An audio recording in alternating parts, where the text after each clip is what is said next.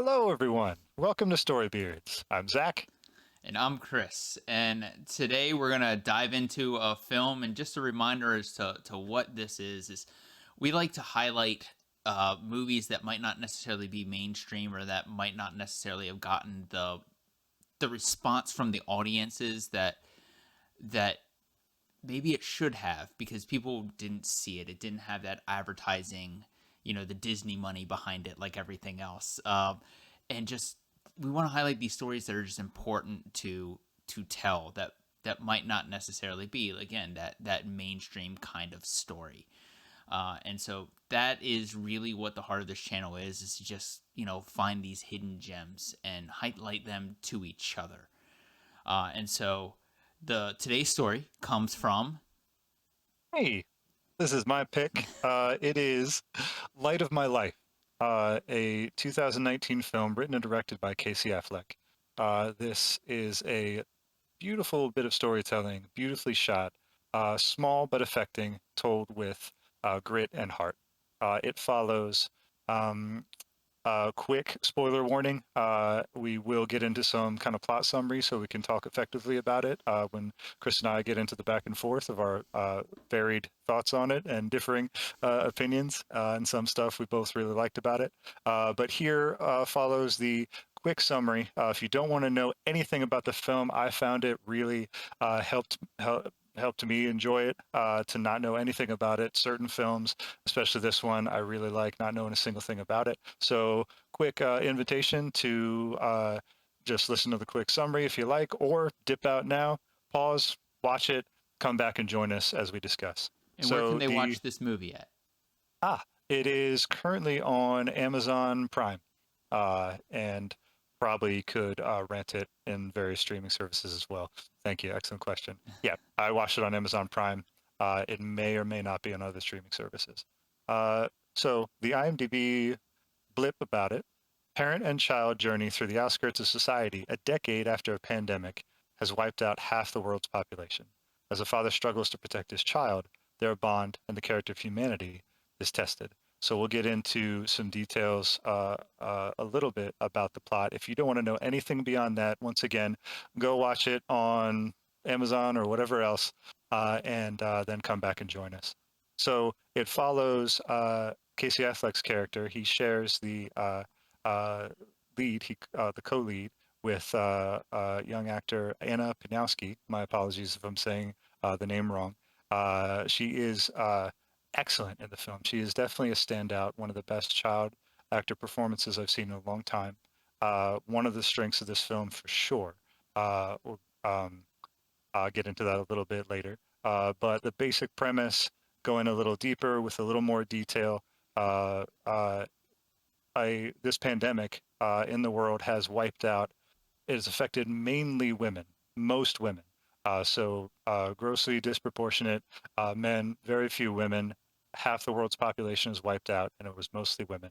Um, the Anna Pniowski's character, known as Rag, for Raggedy Ann, uh, she it was born right before it happened. She was an infant, never knew her mother, lost her mother, played in by Elisabeth Moss, excellently by Elisabeth Moss. She's in it very little, but she's incredibly effective and very excellent in the film.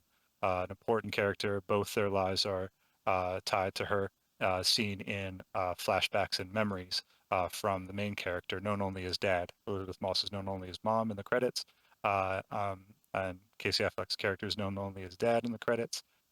So it starts out very, very different. There's 12-minute sequence where they're in a tent together telling stories. It's a lovely, bold, strange way to start a film, and it really throws you right into their relationship. Sweetly and wonderfully done. Uh, Once again, a strength of this film is the look of it. Cinematography done by, let me find his name. Excellent casting and excellent crew for this. It moves along incredibly well, and one of the main reasons to see this, I would say, would be the cinematography for me. That was a standout for me. We'll get more into that later. Um, Adam Arkapaw. he was a cinematographer for True Detective season one, one of the best looking shows in a long time, and Macbeth, a small but unknown, largely unknown version of Shakespeare's play by Justin Kurzel. Justin Kurzel directed less well received Assassin's Creed, but that looked awesome as well. It had a great look to it, had editing problems and other story problems, but I believe uh, I don't remember if Adam Paul worked on that cinematography as well, but they that yeah, that previous team has an excellent eye, and um, Casey Affleck's pulled from an excellent pool of talent. Uh, Music, another standout for me. Less so for you. We'll get into that later. You didn't notice it at all, but I minimal, very sparse score by uh, do, do, do, by Daniel Hart, uh, who worked uh, who works often with David Lowery, who directed Casey Affleck in at least two films. A Ghost Story, again, very not well known, very different. Probably even sadder for you, Chris. Probably even more prohibitive for what you're used to or inclined to enjoy. But we'll get into that a little later. But again, excellent talent.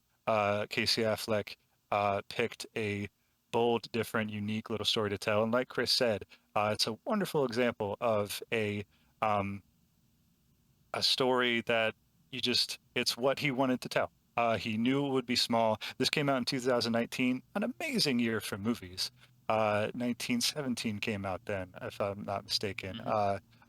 Once Upon a Time in Hollywood, Jojo Rabbit, these big, amazing movies, and some smaller ones that were excellent.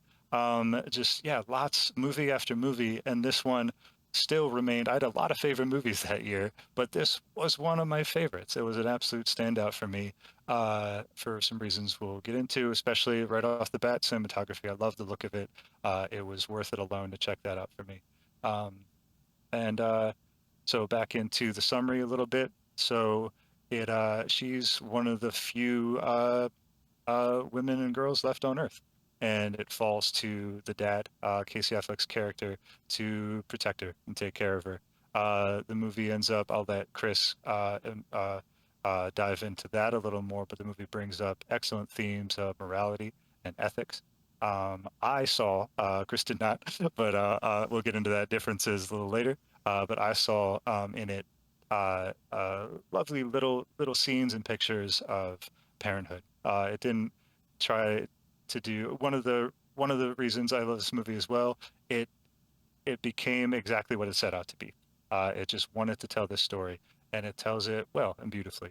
It is sad, it is weird, it is different. It's a bold choice to start your movie with a 12-minute scene in a tent. That's a father telling a story to a child. But I was right there with him, and I loved how you could put yourself, you could empathize. I could empathize personally with both characters easily. Um, and I loved that uh, it reminds you of other things. So elevator pitch for this movie could be like if you're trying to tell somebody about it, or perhaps the way they pitched it, to try to get it made was like, it's like The Road, but with uh, a daughter.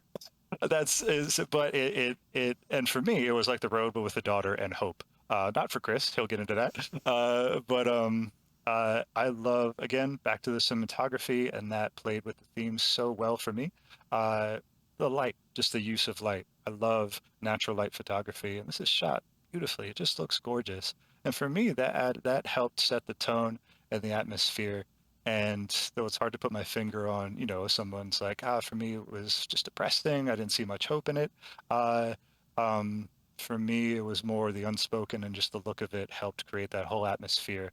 And you're focused on their relationship. Immediately, you're thrown in to to to follow them and his struggle to provide for her and protect her. And that question of even just, okay, survival versus truly living is another thing you can gain from it. And for me, a lovely answer to that, or lovely it's those moments, those where they are surviving each day. It's hard each day. It's about survival. It's about, your whole focus is on for him, protecting her, providing for her, making sure she can eat and live a long life, and then hopefully a long, healthy, happy life. And that's the quality of life, the more than just survival, the actual like living and living well, being he there again, morality and ethics, and just he's trying to instill into her wisdom and kindness and goodness. His character, for a lot of people, could probably you yourself included, Chris. I'll let you get into that. But for some, on the surface, I could see how that could seem. He could seem a little maybe one-dimensional. For me, it wasn't that way. But he's a good dude that cares about his daughter, and it's very clear. And there's a visceral, protective love in the film. So back to the plot, and then I'll turn it over to you. So we follow them on the journey. Again, it's kind of a slice of life kind of film. It feels a lot like Casey Affleck was in Kenny Lonergan's amazing Manchester by the Sea, and the feel of that film is very natural, very slice of life, very these little snapshots of lives of people that feel real. For me, that was very different, not quite the same, but in that same vein, they felt like real people to me that I just cared about and was invested in immediately, me personally. So it follows them. It's a road movie. They're going from place to place because of this snapshot, this time in their life. It's not safe for them to stay in one place right now. If he has to introduce her to anyone, introduces her as Rag, as his son, or his son Alex, or calls her Rag. Uh, um, Very protective of how she dresses, how she is seen by the world for her protection. And They go from place to place, have some scary run-ins, pretty much have to keep on the move.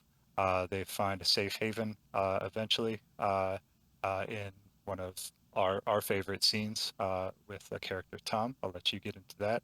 Uh, for me personally, the people you meet is uh, it's a nice balance. The He represents just this good that he wants to, just the struggling normal dude that just want a protector, that he's trying to figure stuff out too. How should he be? How should he be for her, in front of her? What kind of person is he?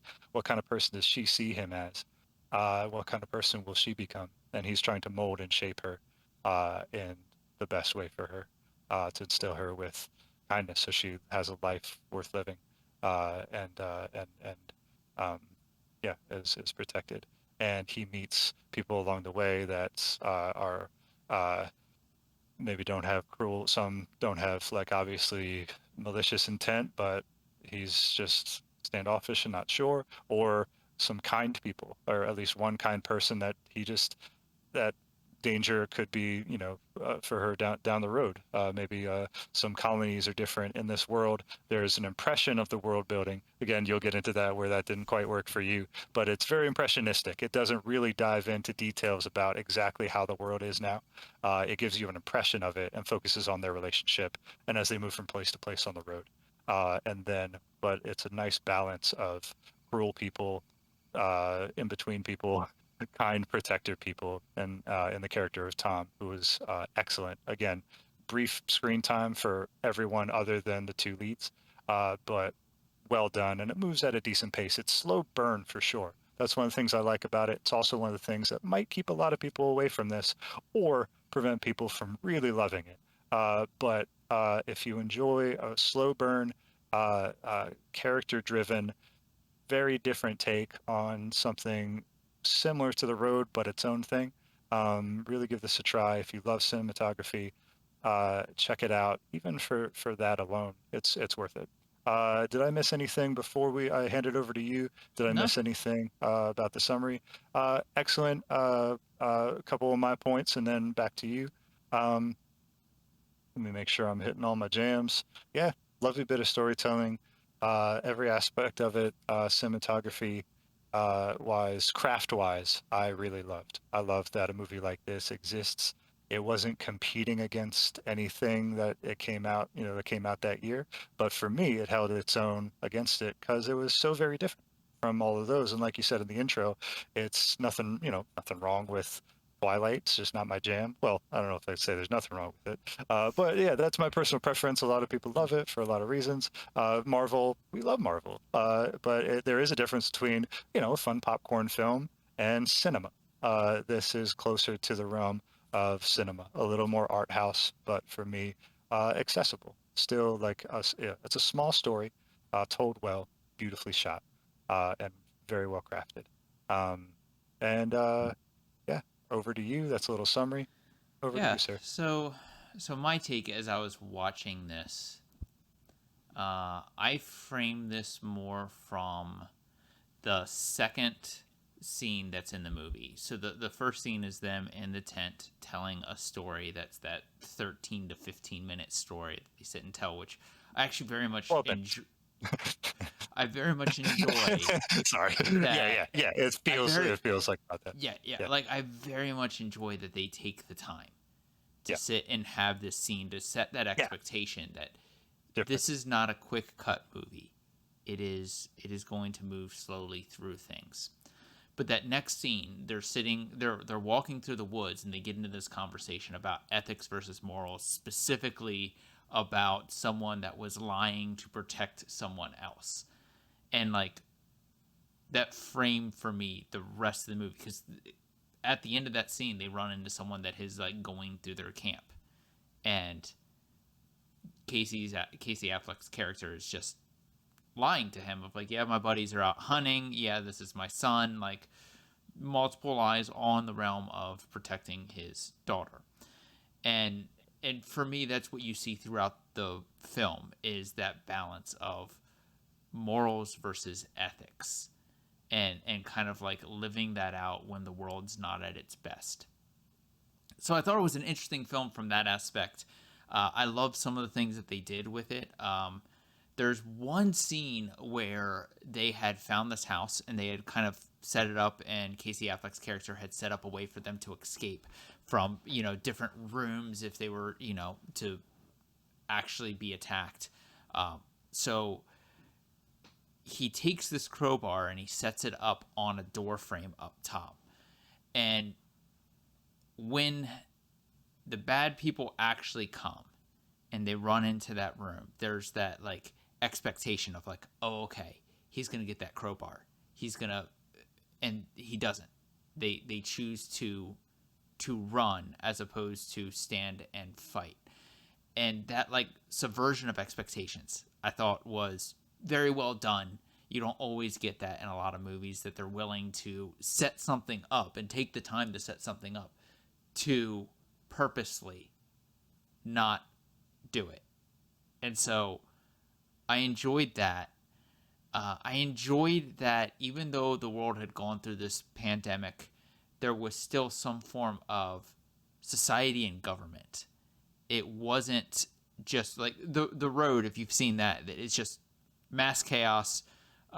It's like The Walking Dead if there were 20 Negans running around with their own followings. So like it is very very different than this, where there is some sort of societal structure.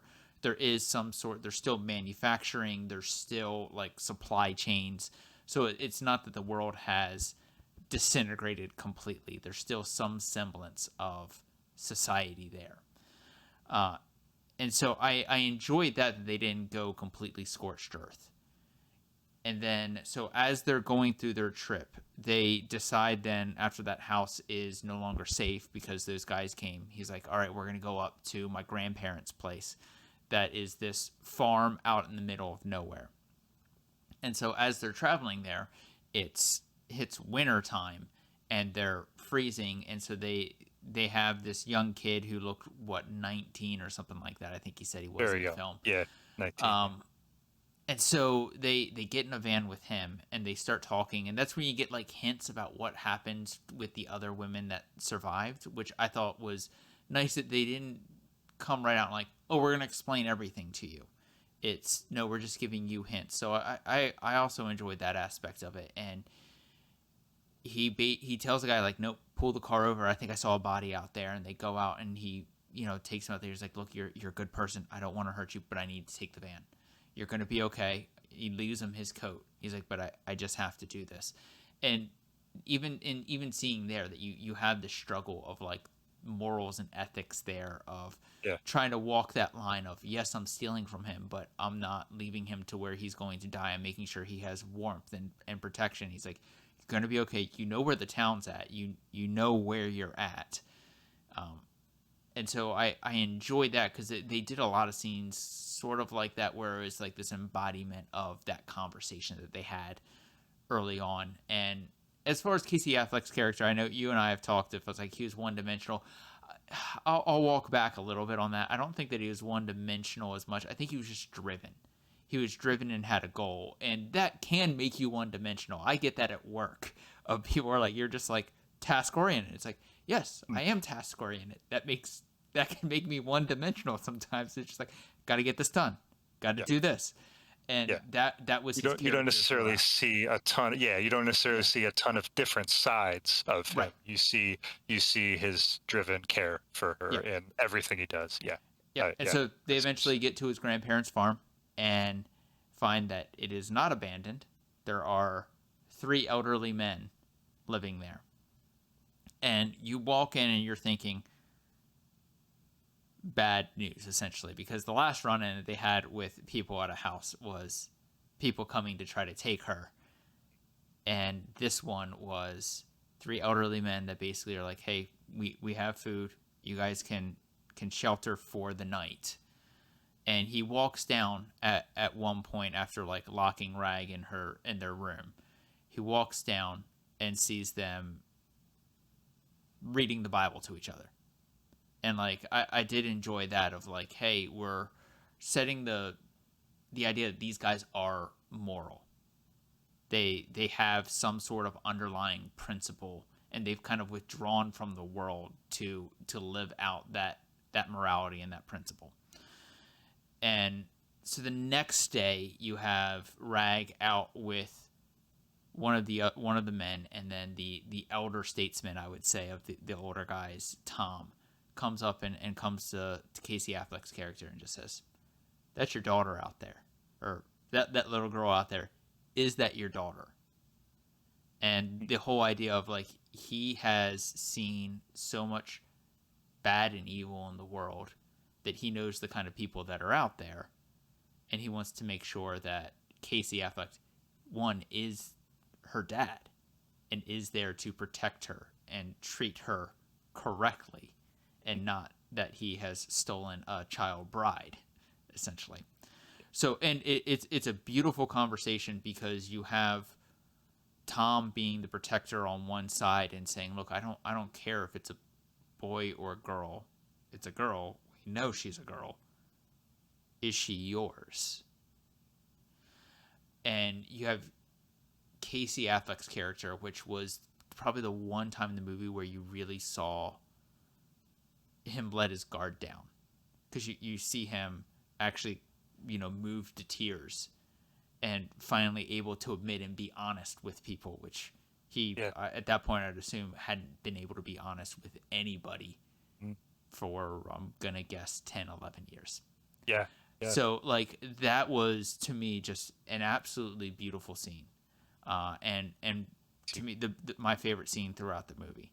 I Yeah. had other issues with the movies, which we'll get into in a minute, but I did enjoy those aspects, and I wanted to like kind of set up how I viewed the movie because of how they framed the conversations in the beginning. Yes. So that was my take on it. Do you want to get into what happens after that at the farm, or kind of leave that for people to go and find out on their own if they're still listening? What's your gut? What's your gut instinct? What do you think? I'll kind of let you lead the back and forth. My gut instinct is to talk about it because I think it's an important. What happens next is very important to the story because Yeah. it gives you that closeness, that up close and personal aspect, Yeah. which wouldn't really happen most likely wouldn't happen if you had the world built the way that I think that it should have been built. Yeah. Cool. So another little spoiler warning, or further spoilers as we keep getting into it. Again, if you still haven't seen it, if you still stuck with us, but you want a little bit of mystery, we're gonna talk about the very end of the film. So we'll spoil that as far as the plot, the whole thing. Again, for me, another little like throwing in just how what I enjoyed about it. You could still enjoy the film, just the film itself, the craft of it. Yeah. Even if you've already, yeah, even if the entire plot has been explained to you scene by scene, for me it's still enjoyable. But I really enjoyed not knowing a single thing about it. So again, major spoilers. We're going to talk about the ending starting now. Take it away. Yep. So the end comes where three guys show up to the house. And they kind of allude in the film that one of the three elder men that lived in the house went into town and ratted them out. That, hey, this guy's here, he has a little girl. So these three guys come to the house. They kill the one guy that ratted them out, basically hides in his room. And then the guys end up killing Tom, and they kill the other elderly man that was there with them. And Casey Affleck takes Rag up to the attic where he lets her down and he hides and waits for the guys to come up. And so the first guy comes up with a hammer. They fight it out. Casey Affleck is able to kill him. He goes downstairs, runs into one of the other men, fights, and is able to overpower him as well. And I think it's important because it's a very intimate and brutal Yeah, scenes that take place. It is, and I think that's what's important for the film, is that those scenes were intimate and brutal, and that up close, and it wasn't, action taking, 30 feet apart from each other just yeah, shooting. It's no, yeah, this is up close and personal. yeah, I think that's very important. And then he struggles with the last one, and then it kind of throws back to an earlier scene where Tom was showing Rag how to clean a 20 gauge shotgun. Rag gets the shotgun, takes out the last guy, also inadvertently injures Casey Affleck's character. yeah, And then they run off to a cabin that is nearby, where they kind of work on getting him back to health. And then that kind of like ends the story. There's some stuff in there that I guess we'll leave that last bit as a mystery for the viewers yeah. to kind of see when they see the movie. But that's how the story ends, which I think it is good. Hmm. Not my favorite kind of story, but I think it's still good and an important story, and important to tell stories like that. Yeah, yeah. I I really like the Tom conversation as well. For me, the it really complemented their relationship, which was some of my favorite thing about the film. I don't know. I have a lot of favorite things about it. Like I keep, rambling about, especially the cinematography, the lighting, again, the score, the minimal, and that speaks, yeah, the way the film is crafted. It's very minimal, Yeah. but what is in it and the way it's in there is powerful. Like you said, even there's, there's not much action. There's two brief fight scenes, and but they're visceral. Mm-hmm. They're intimate, and it's the yeah, it focuses on the like you said, the if the if a lot of the film or you know is framed in that kind of morality and ethics, and in the context of their relationship, and the kind of the culmination of that, or one of them, like, is it when is it okay, when is it right, when is it, to Yeah. killing, like killing, where's kill the place of killing Mm-hmm. within morality, within ethics, in the context of this relationship especially. I liked I agree with you, and I appreciate those differences as well. One of the thing, yeah, talking about the last scene, yes, the that visceral intimate quality, I thought was solid and a good calling back to what you said, a good Mm-hmm. ultimate kind of culmination of one of those main questions, like the Yeah. killing's place and in ethics and morals, especially in the context of their relationship.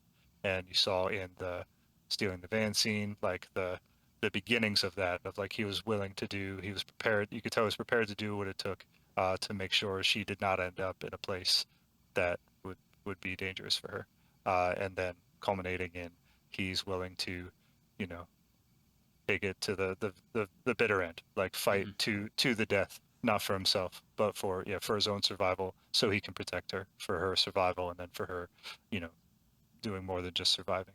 Again, which is just very impressionistic, and yeah, turn it over to you. I appreciated that it was that visceral hand-to-hand combat, Yeah. but that and then that feeds into yeah one of your problems that I'll So let you. so one of a couple of the problems that I had with the film. As you watch this film, you can just by the look of it, like as I was going through and looking at the kinds of like woods that they're in and the environment there, I was like, okay, Pacific Northwest, like, and they ended up filming in British Columbia, right? So Yes.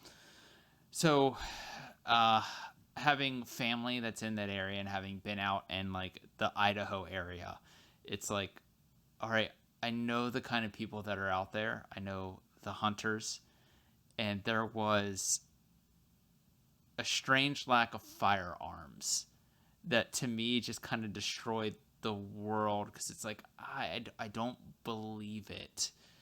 And I also don't believe that, hey, if you're three, because if you're a few guys getting together to go kidnap a girl that has her dad there protecting her, that the only weapons you're going to bring are like hammers. Like, to me, that just wasn't believable with the area that they're in and the abundance of firearms. That there was a lack of firearms in the people that were being the aggressors. And so that for me kind of took me out of it. And then the other thing that this is probably just a small annoyance, just from, and I think you had this annoyance too, of Zach and I worked at camps. We have been outdoors. Um, but so this at the end when Casey Affleck's injured, they go to this cabin which like had a wooden door that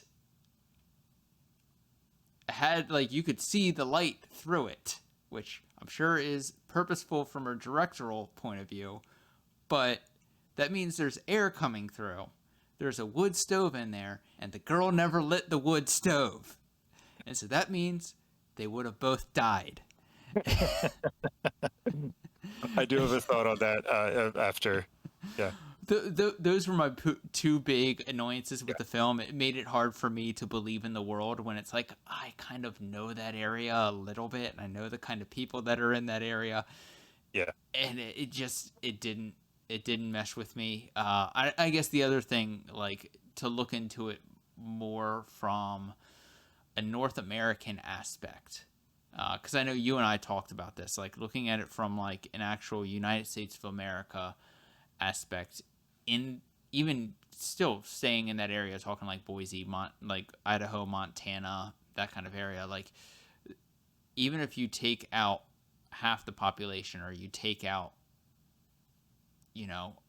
all of the women, I don't know if I believe that the world descends into that much chaos. That you would have more people like Tom is portrayed in the film, and part of that might have just part of that is absolutely the fact that they didn't focus on showing the whole world. They showed microcosms of it and little groups here and there. Um, and so part of that, I'm sure, is by design. But for me, those are the things that just made it hard for me to believe in the world that they were putting forth. yeah, But overall, I still thought it's a good movie. It's well made.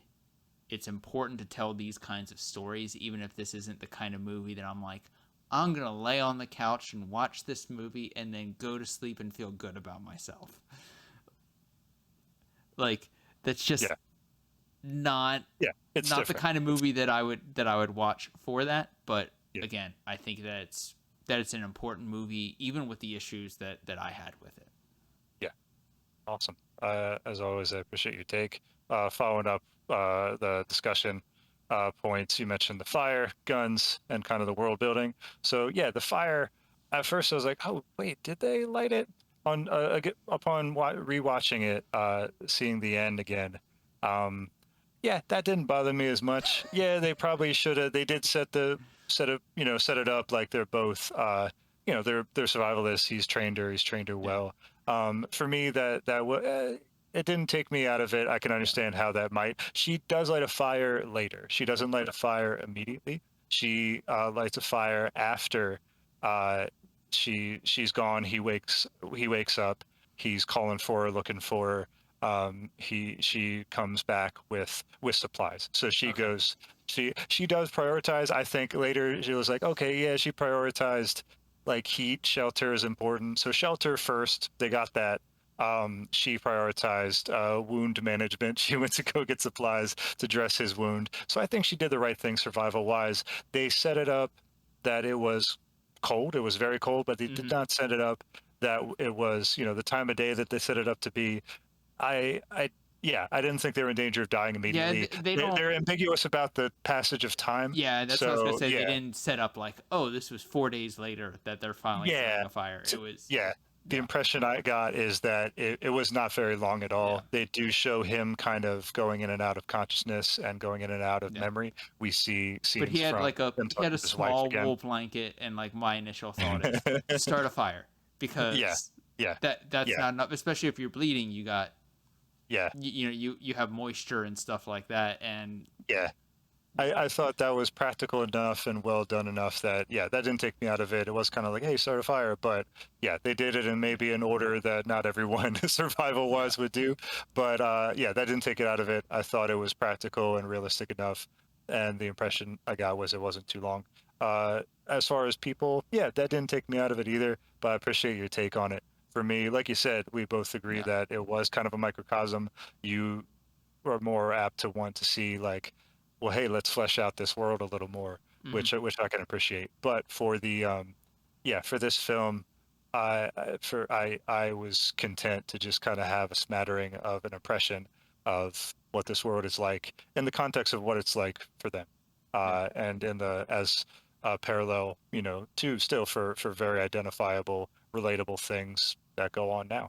Uh, hmm um, but and then as far as um, uh, guns, yeah, like we both touched on it. You said like you understood, and I can appreciate that it was like that's kind of my main kind of take on that, and for me that's hmm enough. Where it let the visceral, like intimate, like yeah. human cost of violence, uh, answer like it There's let an it be that importance to the culmination there. story of having it like that, so that Yeah, it yeah. was You would have liked it to be fleshed out for the world I building. I would have liked it of maybe the first group that came across where they like ran for them Maybe to they have had, yeah, shown a gun or something of that nature. yeah, Uh, something that made it just to me that little bit more of like, oh, okay, that makes sense. Not that I'm like, hey, yeah, I want to think about how an attacker thinks, but yeah, that like honestly, if you're going to go and do that kind of bad stuff, you're probably armed with more than a hammer.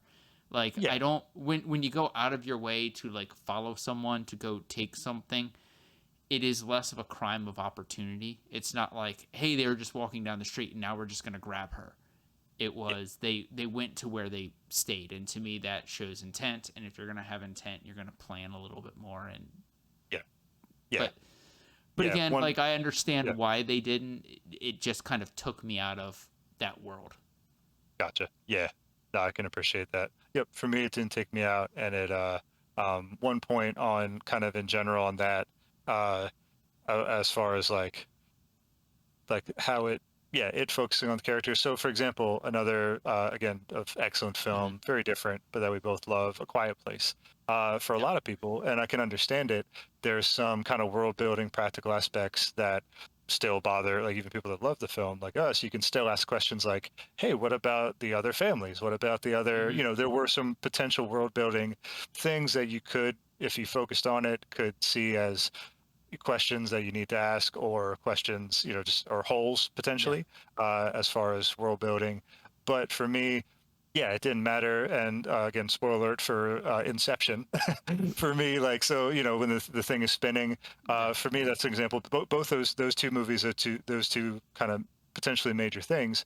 It doesn't matter. It doesn't matter if it Hmm. was a dream or not, because he healed. And Yeah. if Cobb's story, like his character arc, was complete. It's For about Quiet him Place, letting go of whether or not he's in a dream. It's about yeah, him just yeah, choosing to live his life. Yeah. he found peace, Yeah. for especially in regards to his family and his children. In A Quiet Place, it was about that one family, and it gave impressions of what the world was like. That not everyone was looking out for the well-being of others. And Hmm. for me, with the man that was despairing and screamed, even though it would attract a creature near a child, and the man was Yeah. aware of this. So there's bad people, and then but then you see there are lights in the darkness. Like there, Hmm. there were other people around, but it was difficult to go anywhere. So it set it up enough as like, hey, what about all this? Why don't they just live near the waterfall? Blah, Yeah. like all these other questions you could ask. But it sets up enough. Again, for me, it's like, it set up enough so I could focus on what was really important for the story, which was the characters, and their relationship with each other. Same thing for me for this. It was Yeah. about yeah, I was able to focus on the father and daughter. Yeah. So, But I I mean, appreciate you on it. in summary, like it is a good story. It's an important story, and it's important that we support stories like this so that we actually Yeah, get 100%. movies and cinema that like dives into humanity itself.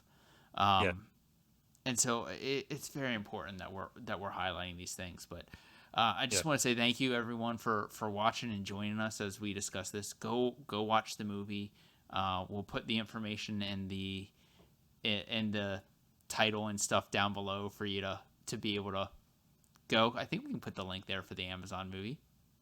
yeah, I yeah. don't know. We'll Let's try it. research it. Give it a shot. But We'll yeah, see if we can do that. but yeah, check it out. Other not honorable mention, but along with this, if this sounds interesting to you, want to give it a shot. Again, cinematography. I would throw out there, again, the crew that worked on it. Check out David Lowery as well, who directed Casey Affleck in a number of films. I would group this with films like that, films that Hmm. are weird and different and not for everyone, but well crafted and just beautifully artfully done. Uh, Thanks, man. Yeah. That was fun. Yeah. Thanks, everybody. Thanks, Jeff Goldblum. Thank you. Peace. Peace.